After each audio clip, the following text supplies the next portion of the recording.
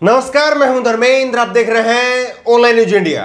आज का दिन भारत की राजनीति में एक बड़ा दिन था, क्योंकि जिस तरह से लगातार 10 दिन से ऊपर हो गए हैं और अफगानिस्तान और तालिबान के बीच में जिस तरह से संघर्ष चल रहा है, उसमें भारत का रुख क्या होगा, यह आज सर्वदलीय बैठक से तय होना था। आज सर्वदलीय बैठक हुई है।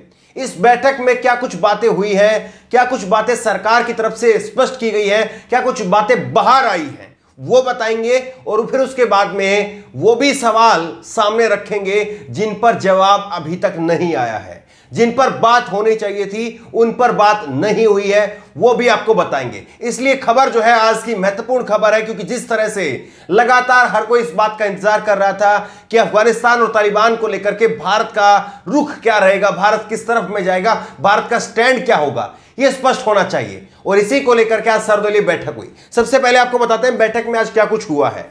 दरअसल 11 बजे जो है ये बैठक तय की गई थी। करीब 3 घंटे ये बैठक चलती है और इस 3 घंटे की बैठक में 31 पार्टियों के, इसमें पक्ष और विपक्ष, 31 पार्टियों के 30 के करीब जो है वो नेता इसमें शामिल हुए हैं। अब सवाल यह है कि सरकार की तरफ से इसमें 6 मंत्री शामिल हुए, लेकिन नरेंद्र मोदी, भारत के प्रधानमंत्री, वो इस बैठक का हिस्सा नहीं बने, वो इस बैठक में शामिल नहीं हुए। जबकि इससे पहले जब 2002 के समय पर अटल बिहारी वाजपेयी थे, तो उस वक्त में जब अमेरिका ने अफगानिस्तान के अंदर अपनी फोर्स को डाला था, उस वक्त में जो ब्रीफिंग हुई थी, उस ब्रीफिंग के अंदर प्रधानमंत्री के तौर पर अटल बिहारी वाजपेयी शामिल हुए थे। ऐसी ब्रीफिंग जो है वो महत्वपूर्ण होती है और उसमें खुद प्रधानमंत्री को हिस्सा लेना चाहिए, लेकिन आज नरेंद्र मोदी इस बैठक में शामिल नहीं हुए। क्या कुछ उनकी रणनीति थी वो तो वही बता सकते हैं, लेकिन सरकार की तरफ से इस पर क्या कहा गया है वो आपको बताते हैं। सरकार ने कुछ एक आंकड़े दिए हैं कि कितने लोगों को अभी तक वहां से निकाला गया। सरकार ने कहा है कि हमने 565 लोगों को वहां से इक्वेट कर लिया है, वहां से निकाल लिया है। इसमें 175 लोग जो हैं वो हमारी एम्बेसी के स्टाफ हैं, 263 अन्य भारतीय हैं, 112 अफगानी हिंदू और सिख हैं जिनको हमने यहां पर लेकर के आए हैं, और 15 अन्य देशों के नागरिक हैं जिनको यहां पर अभी तक लाया गया है। लेकिन इसमें उस सवाल का उत्तर नहीं दिया गया जिसमें सवाल पूछा गया था कि कितने वहां पर लोग और हैं, क्योंकि अभी जो जानकारी सामने आ रही है उस जानकारी में बताया गया है कि करीब 15,000 के करीब अभी भी वहां पर ऐसे नागरिक हैं जिन्होंने भारत आने के लिए आवेदन किया हुआ है। और अगर ये 10 दिनों के अंदर भारत सरकार ने 500 लोगों को वहां से निकाल पाई है भारत सरकार, तो ऐसे में ये ऑपरेशन जो है वो करीब जो है 200 से 250 दिनों तक चल सकता है। भारत ने इसका नाम दिया है देवी शक्ति ऑपरेशन। देवी शक्ति ऑपरेशन का जो है इसमें नाम दिया गया है। 3 घंटे के करीब जो है ये बातचीत चली है। और सबसे बड़ी बात यह है कि इसमें भारत को अभी तक पूरी, अगर मीटिंग का अगर वो देखें सार क्या निकल कर गया है, तो पूरी इस मीटिंग का सार ये निकल कर गया है वेट एंड वॉच। हम वेट एंड वॉच की स्थिति में हैं, हम इंतजार कर रहे हैं और इंतजार करके हम देखेंगे। हम अभी तुरंत इस पर रिएक्शन नहीं लेंगे, तुरंत हम नहीं कहेंगे कि हम किसकी तरफ हैं और किसकी तरफ नहीं है।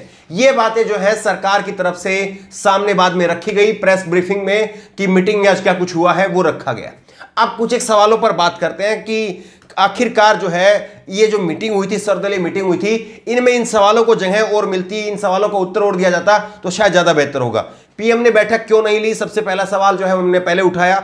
दूसरा सवाल यह है कि जिस तरह से तालिबान को पाकिस्तान और चीन, इन दोनों का बैकहैंड उसके साथ में है, पाकिस्तान और चीन जो है उसको सपोर्ट कर रहा है, तो ऐसे में सवाल ये उठता है कि क्या हम भारत के जो बॉर्डर सिक्योरिटी है हमारी, जिसमें जम्मू कश्मीर की आप बात कर लीजिए, जिसमें पंजाब की आप बात कर लीजिए, यहां पर हम कितने तैयार हैं, यहां पर भारत जो है उसकी क्या वहां पर बॉर्डर सिक्योरिटी जो है वो बढ़ाई जा रही है या नहीं बढ़ाई जा रही है, या पहले की तरह से ही है। इस पर जो है सवाल जवाब जो है वो हुआ है नहीं हुआ है, इस पर कहीं से कोई जवाब जो है वो नहीं आया। तीसरा सवाल जो है इसमें महत्वपूर्ण जो सवाल है, तीसरा सवाल, कि जिस तरह से अमेरिका लगातार वहां पर एक्टिव था और अमेरिका के साथ में हमारे भी दोस्ताना संबंध कहे जाते हैं। नरेंद्र मोदी जी ने तो ट्रंप के लिए, अब की बार ट्रंप सरकार, ये अमेरिका के राष्ट्रपति, तत्कालीन राष्ट्रपति के लिए ये भी कह दिया था। तो ऐसे में अमेरिका वहां पर था और अमेरिका के साथ में हमारे अच्छे संबंध है, तब अमेरिका ने हमको मदद क्यों नहीं की, ये सवाल जो है वो ओवैसी की तरफ से भी उठाया गया कि अमेरिका ने वहां से जो है वो निकलने के लिए मदद क्यों नहीं की, जबकि अमेरिका ने वहां से पहले ही निकलना शुरू कर दिया था। और जब दूसरी बात ये इसमें कही गई कि जब जिस वक्त में अमेरिका वहां से निकल रहा था, हमारे नागरिक भी निकलना चाह रहे थे, 15 अगस्त को कब्जा हो गया था, उसके बाद में अमेरिका ने वहां से हमारे एम्बेसी से हमारे लोगों को निकालने के लिए मदद क्यों नहीं की? ये भी सवाल जो है महत्वपूर्ण है और ये सवाल भी पूछा गया। अब सवाल जो है कुछ एक ये भी है कि जो बड़ा सवाल हमने कल की खबर में भी एक सवाल उठाया था, अफगानिस्तान में अब तालिबान की सरकार बनेगी, इसमें किसी को शक नहीं है। लेकिन अब जो है ये जो सरकार बनेगी, आने वाली जो सरकार बनेगी, ये सरकार 3 तरीके से बन सकती है। यशवंत सिन्हा ने इस बात का जिक्र किया था कि 3 तरीके से सरकार बन सकती है। एक सरकार बन सकती है जिसमें अफगानिस्तान की जो मौजूदा सत्ता है उसमें से कुछ नेताओं को लेकर के एक मिलीजुली सरकार बने। दूसरा हो सकता है कि प्योर तालिबानी सरकार बने, केवल तालिबान के जो नेता है वही उसमें सरकार में रहे। और तीसरा हो सकता है कि तालिबान और पाकिस्तान के समर्थन से सरकार बने, यह भी हो सकता है। तो क्या इस पर बात हुई है? क्योंकि ये एक बड़ा महत्वपूर्ण मुद्दा है। अभी तक अगर देखा जाए, वहां पर राजनीतिक डेवलपमेंट अगर देखा जाए तो राजनीतिक डेवलपमेंट अभी तक जो है वो अफगानिस्तान में यही हुआ है कि 12 सदस्यों की काउंसलिंग कमेटी जो है वो गठित कर ली गई है और इसमें 7 सदस्यों के नाम जो है वो भी तय हो गए हैं, 5 सदस्यों के नाम जो है वो अभी बाकी है। तो ऐसे में जो एक पॉलिटिकल सिनेरियो वहां पर तैयार हो रहा है, उस पॉलिटिकल सिनेरियो को लेकर के हमारी क्या राय होगी, हम तालिबान को लेकर के हमारा क्या रुख होगा, अगर वहां पर मिलीजुली सरकार बनती है तो हमारा क्या रुख होगा, और अगर पाकिस्तान के समर्थन वाली सरकार बनती है तो हमारा क्या रुख होगा। कहीं ना कहीं देखिए ये बात जो है वो बड़ी महत्वपूर्ण है। अगर ये संदेश आज यहां से दिया जाता तो फिर इसमें जो है वो कहीं ना कहीं तालिबान और पाकिस्तान उन दोनों के ऊपर प्रेशर पड़ता कि आपको भारत को अगर साथ में लेना है तो कम से कम जो है या तो मिलीजुली सरकार बनानी होगी या पाकिस्तान के समर्थन वाली सरकार जो है वो नहीं चलेगी। ये संदेश भी आज कहीं ना कहीं यहां से जाना चाहिए था, भले ही जो है वो संकेतों में जाता, लेकिन इस पर बात ही नहीं की गई, इस पहलू को छुआ ही नहीं गया, जबकि हमें लगता है कि ये पहलू जो है बहुत महत्वपूर्ण है और इस पर चर्चा होनी चाहिए थी। बहरहाल सवाल यह है कि 3 घंटे की जो बैठक चली है, ये 3 घंटे की बैठक जो है वो रोजाना नहीं हो सकती है। सर्वदलीय बैठक जो है वो अनमुनन बहुत कम देखने को मिलती है और सर्वदलीय बैठक जब एक बार हो जाती है तो फिर अगली बैठक होना उसमें काफी समय लगता है। लेकिन तालिबान जिस तरह से जिस स्पीड से चल रहा है तालिबान, ऐसे में लगता नहीं है कि तालिबान अब ज्यादा इंतजार करने वाला है। 1 सितंबर को तालिबान जो है वहां पर सरकार की स्थापना कर देगा, यह साफ तौर पर लग रहा है। तालिबान ने पहले ही जो है साफ कर दिया है अमेरिका को कि 31 अगस्त तक वो अपनी सेनाएं वहां से बाहर निकाले। नाटो को जो है वो ये तय कर दिया गया है कि नाटो की कोई भी विदेशी सेना जो है वो वहां पर नहीं रहेगी।